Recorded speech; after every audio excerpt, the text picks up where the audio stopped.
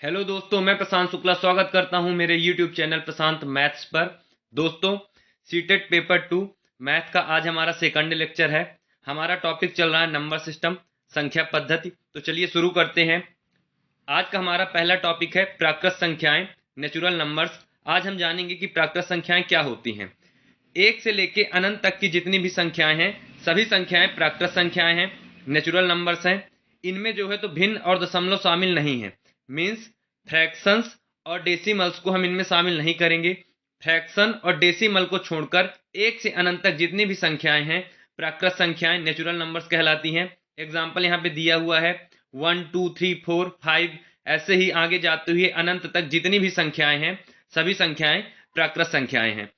तो हमने यहाँ पे जाना कि डेसिमल और फ्रैक्शन को छोड़कर एक से अनंत तक जितनी भी संख्याएं हैं वह प्राकृत संख्याएं हैं, नेचुरल नंबर्स हैं। फिर हम आगे बढ़ते हैं। यहाँ पे अगला टॉपिक है पूर्ववर्ती और परवर्ती, प्रीडिसेसर एंड सक्सेसर। अगर हम किसी भी प्राकृत संख्या या नेचुरल नंबर में एक घटा दें तो हमें उस प्राकृत संख्या का पूर्ववर्ती प्रीडिसेसर मिल जाएगा, और अगर हम उस प्राकृत संख्या में एक जोड़ दें तो हमें उस प्राकृत संख्या का परवर्ती सक्सेसर प्राप्त होता है। यहाँ पे एक एग्जाम्पल दिया हुआ है, हमको 16 का पूर्ववर्ती प्रीडिसेसर निकालना है।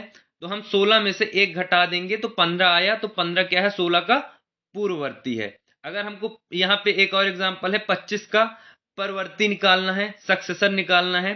तो अगर हम 25 में से एक जोड़ देंगे तो हमको 26 मिलेगा। तो 25 का सक्सेसर परवर्ती क्या आया, 26 आया। यहाँ पे एक चीज और ध्यान देने योग्य बात है कि प्राकृत संख्या एक का कोई भी पूर्ववर्ती नहीं होता है। मींस नेचुरल नंबर 1 का कोई भी प्रीडिसेसर नहीं होता है, क्योंकि अगर हम एक में से एक माइनस करेंगे तो हमको जीरो मिलता है, और जीरो जो है तो नेचुरल नंबर नहीं है। इसलिए हमको यहाँ पे यह ध्यान देना है कि प्राकृत संख्या एक का कोई भी पूर्ववर्ती नहीं होता है। तो हम समझ गए कि पूर्ववर्ती और परवर्ती क्या है। पूर्ववर्ती मीन्स प्रीडिसेसर, परवर्ती मीन्स सक्सेसर। तो अगर हम किसी भी प्राकृत संख्या में से एक घटा दे तो हमको पूर्ववर्ती मिल जाएगा, और अगर हम एक जोड़ दे तो हमें उसका परवर्ती मिल जाएगा। नेचुरल नंबर 1 का कोई भी पूर्ववर्ती नहीं होता है। इसके बाद जो है तो हमारा अगला टॉपिक है पूर्ण संख्याएं, होल नंबर्स किन्हें बोलते हैं। तो अगर हम प्राकृत संख्याओं के संग्रह में शून्य को मिला दें तो वह पूर्ण संख्याओं का संग्रह बन जाता है।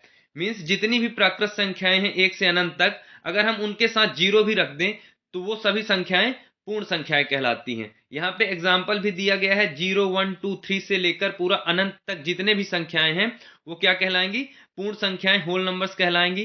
पूर्ण संख्याएं जीरो से अनंत तक होती हैं। इसमें भी हम फ्रैक्शंस और डेसिमल्स मीन्स भिन्न और दशमलव को शामिल नहीं करेंगे। तो जीरो से अनंत तक की जितनी भी संख्याएं हैं भिन्न और दशमलव वाली संख्याओं को छोड़कर, तो सभी जीरो से अनंत तक की संख्याएं क्या है, पूर्ण संख्याएं हैं। एक बार हम फिर से देखते हैं पूर्ण संख्याएं क्या है, होल नंबर्स क्या है। जीरो से अनंत तक की जितनी भी संख्याएं हैं, मीन्स नेचुरल नंबर के साथ हमने जीरो को भी रख दिया, तो जीरो से अनंत तक की जितनी संख्याएं हैं भिन्न और दशमलव को छोड़कर सभी संख्याएं पूर्ण संख्याएं हैं, होल नंबर्स हैं। इसके बाद जो है तो हमारा अगला टॉपिक है संख्या रेखा, नंबर लाइन क्या होता है। संख्या रेखा एक क्षैतिज हॉरिजॉन्टल लाइन होती है जिसमें हम संख्याओं को समान अंतराल में इक्वल इंटरवल में रखते हैं। यहाँ पे एक एग्जांपल दिया हुआ है, देखिए यहाँ पे हमने संख्याओं को पुट किया है। पॉजिटिव नंबर्स भी हैं, निगेटिव नंबर्स भी हैं, धनात्मक संख्याएं भी हैं और ऋणात्मक संख्याएं भी हैं। देखिए हमने कैसे संख्याओं को संख्या रेखा पर दर्शाया है। यहाँ पे एक क्षैतिज हॉरिजॉन्टल लाइन हमने ड्रॉ की, एकदम सीधी क्षैतिज लाइन है। इसमें हमने बीच में जीरो को पुट किया। उसके बाद दाएं साइड, राइट साइड में हम जो है तो धनात्मक संख्याओं को रखेंगे, आगे बढ़ते जाएंगे। जीरो से दाएं साइड में हमने पहली धनात्मक संख्या एक रखी, उसके बाद जो है तो हमने दो रखा। ऐसे ही हम और आगे बढ़ते जाएंगे और सारी धनात्मक संख्याएं आती जाएंगी। अगर हम जीरो के बाएं साइड आते हैं, लेफ्ट साइड में, तो सारी ऋणात्मक संख्याएं जो हैं तो जीरो के लेफ्ट साइड में रहेंगी। यहाँ पे देखिए जीरो के लेफ्ट साइड में -1 है, फिर इससे आगे -2 है, फिर -3 है, फिर -4 है, फिर -5 है, आगे -6 होगा। तो संख्या रेखा में बीच में जीरो होता है। जीरो के दाएं साइड में, राइट साइड में धनात्मक संख्याएं होती हैं, और लेफ्ट साइड में, बाएं साइड में ऋणात्मक संख्याएं होती हैं। आगे हम जानेंगे कि संख्या रेखा पर हम संख्याओं को कैसे जोड़ते और घटाते हैं। यहाँ पे देखिए हमने एग्जाम्पल लिया है, यहाँ पे हमको 4 में से 6 जोड़ना है, 4 में से 6 को हमको ऐड करना है। तो देखिए हम कैसे ऐड करेंगे, नंबर लाइन पे यहाँ पे देखिए, यहाँ पे ये 4 है, यहाँ पे हम 4 में 6 ऐड कर रहे हैं, तो हम 4 से 6 स्टेप आगे जाएंगे। तो यहाँ पे देखिए ये पहला स्टेप था, फिर सेकंड स्टेप, फिर थर्ड स्टेप, फिर फोर्थ स्टेप, फिर फिफ्थ स्टेप और फिर सिक्स्थ स्टेप। यहाँ पे हम रुक जाएंगे क्योंकि हमको 4 में से 6 को ही ऐड करना था। तो यहाँ पे देखिए हम जब 4 से 6 स्टेप आगे बढ़े तो हम कहाँ पे रुके हैं, 10 पे। मीन्स हम 4 में से 6 ऐड करेंगे तो क्या आता है, 10। तो हम इस प्रकार जो है तो नंबर लाइन पर संख्याओं को जोड़ते हैं। अब हम देखेंगे कि हम नंबर लाइन पर संख्याओं को कैसे घटाते हैं।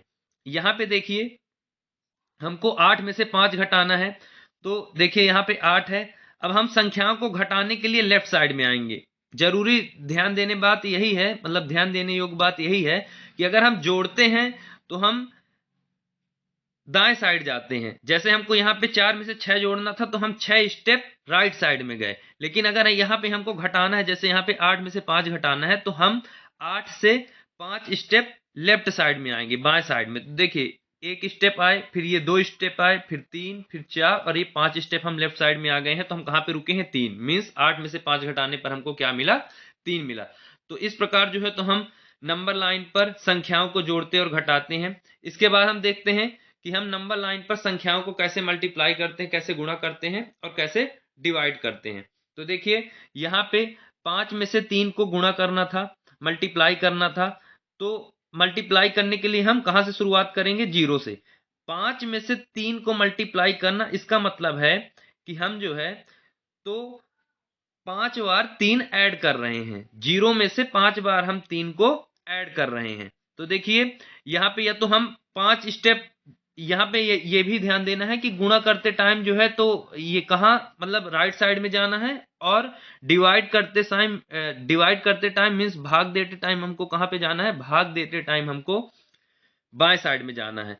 जरूरी चीज यही ध्यान देना है कि गुणा करते टाइम दाएं साइड जाना है, और डिवाइड करते टाइम मीन्स भाग देते टाइम हमको कहाँ पे जाना है, बाएं साइड पे जाना है।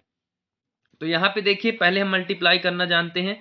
तो हम 5 में से 3 मल्टीप्लाई कर रहे हैं, तो या तो हम 0 से स्टार्ट करके 5 स्टेप जो है तो हम 3 बार 5-5 स्टेप दाएं साइड आ जाएं, या फिर हम 5 बार 3-3 स्टेप दाएं साइड आ जाएं। तो हम 5 बार 3-3 स्टेप यहाँ पे दाएं साइड आते हैं। तो देखिए हमको 5 में से 3 मल्टीप्लाई करना था, तो हम 3 स्टेप जो है तो हम 5 बार जो है तो 3 स्टेप दाएं साइड आएंगे। देखिए 0 शुरू करेंगे तो पहले हम 3 स्टेप आए यहाँ 3 तक, फिर 3 स्टेप आए, 3 और मतलब आगे बढ़ गए, फिर हम 3 स्टेप आगे बढ़े, फिर हम 3 स्टेप आगे बढ़े, फिर हम 3 स्टेप आगे बढ़े।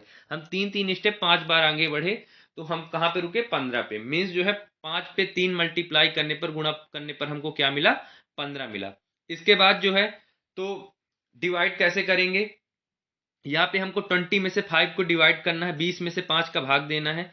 तो हम कैसे नंबर लाइन पर 20 में से 5 को डिवाइड करेंगे, देखिए डिवाइड करते टाइम हम जहां हमको भाज्य होता है, भाज्य मतलब जिस नंबर से डिवाइड करना है वहां से हम स्टार्ट करेंगे। 20 यहाँ पे है, 20 से हम 5 को डिवाइड कर रहे हैं तो हम 20 से स्टार्ट करेंगे। हमको 20 यहाँ पे दिख रहा है नंबर लाइन पे, ये है 20। तो हम क्या करेंगे, हम 5 भाग दे रहे हैं तो हम 5-5 स्टेप लेफ्ट साइड, बाएं साइड आएंगे। तो हम 20 से पहले 5 स्टेप जो है तो बाएं साइड आए तो हम 15 पर रुके, फिर एक बार हम और 5 स्टेप बाएं साइड आए तो 10 पर रुके, एक बार और हम 5 स्टेप बाएं साइड आए तो हम 5 पे रुके, और एक बार और जो है तो हम 5 स्टेप जो है तो बाएं साइड आए तो हम 0 पर रुके। अब हमको 0 मिल गया है, तो अब हमको और पीछे नहीं जाना है। तो हमने देखा कि हम 20 में से 5-5 स्टेप जब हम 4 बार पीछे गए हैं, मतलब बाएं साइड में गए हैं, तब हमको 0 मिला है। तो यहाँ पे 20 में से 5 डिवाइड करने पर क्या आया, 4। देखिए मल्टीप्लाई करने पर क्या किए, 5 में से 3 मल्टीप्लाई करना था, तो हम क्या करेंगे, 0 से स्टार्ट करेंगे। 0 से स्टार्ट करके हम 3-3 स्टेप 5 बार दाएं साइड में आगे बढ़ेंगे मल्टीप्लाई करते टाइम। तो हम 15 पर रुके, तो यहाँ पे 5 × 3 15 आ गया।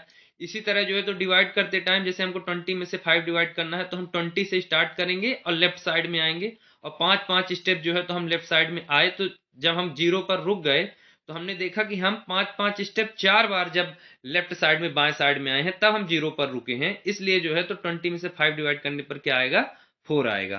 तो यहाँ पे आज के लेक्चर में इतना ही। मिलते हैं हमारे नेक्स्ट वीडियो में। Thank you.